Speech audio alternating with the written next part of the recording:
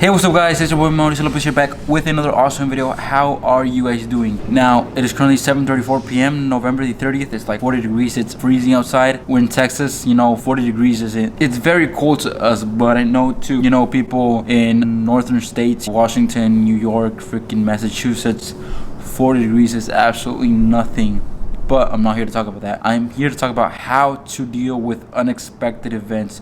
We all have those moments in our life where, life happens.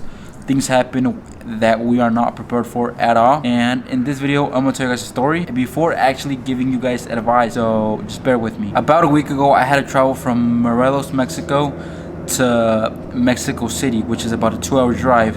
I got to the airport at 10 a.m. My flight leaving about 11:15 a.m. Thinking 1 hour was just enough time to check in, drop off my luggage, and go up to the waiting room in order to board my flight. Not taking into consideration how packed Mexico City's airport gets, and also not taking into account how big the airport actually is. I get to the airport and walk into the section where you check in and drop off your luggage, and a lady comes up to me and asks me if I have already checked in. I tell her that I was in line in order to check in, and she tells me to try to check in online. I got my phone out and I went to the website where you check in and just started the process. And when I was finished with the process, just so close to checking in, I press a button, check in, and a white box pops up and tells me error. So now it's my turn to give in the luggage, and the lady tells me if I have checked in, which I say that the website did not let me check in. And she says that an hour before the flight departs, the check-in completely closes. She says that there is another flight to Guadalajara at 4 p.m. and that it would be an extra $55 on top of the $150 that I have already paid for the flight to get that flight to Guadalajara. Looking back, I definitely should have,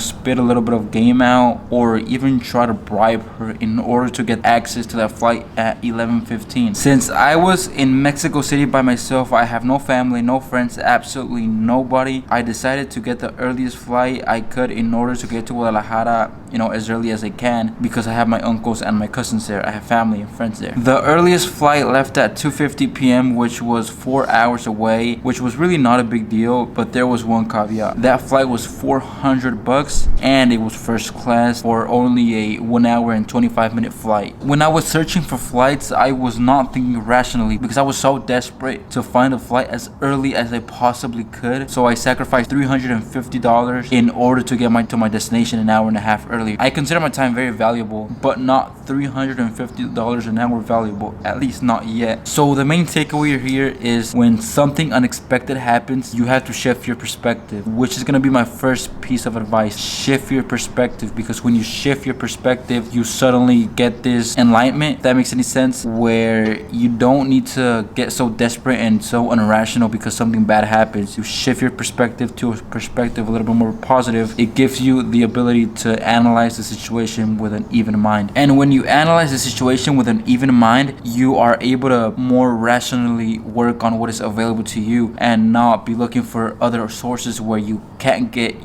that availability so easy. And when you work on what is available to you, you're able to transition your mind and think of those unexpected negative events as joy, because those difficulties, those adversities are gonna shape you into a person that perseveres, into a person that is persistent upon his struggles and does not give up. And now, another piece of advice I would give you is to ask for outside opinions.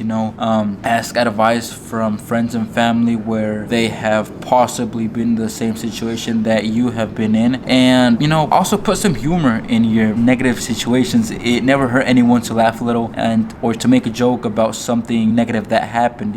As long as it's not grief or death, God forbid that ever happens to us. Well, it's gonna happen, but God forbid it ever happens to us in a very negative perspective or in a negative way. Put some humor in your situation. Nobody ever died because they put some humor in something negative and turned it into positive.